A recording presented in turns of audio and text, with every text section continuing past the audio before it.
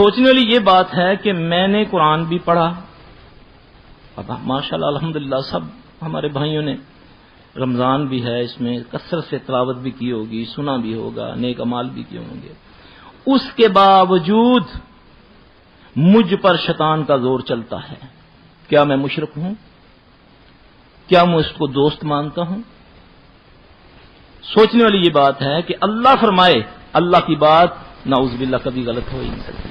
جب اللہ فرمائے کہ انہ لیس لہ سلطان علی الذین آمنوا وعلی ربہم یتوکلون، اس کا زور ان پر نہیں چلتا جو اللہ پر توکل کرتے ہیں، جو ایمان لاتے ہیں، اس کا زور تو ان پر چلتا ہے جو شرک کرتے ہیں اور اس کو اپنا دوست مانتے ہیں۔ لیکن کثیر تعداد میں لوگ ہمارے پاس آتے ہیں، سلفی صاحب ہم تو تہجد گزار ہیں۔ ایک بزرگ میرے پاس آئے کراچی سے،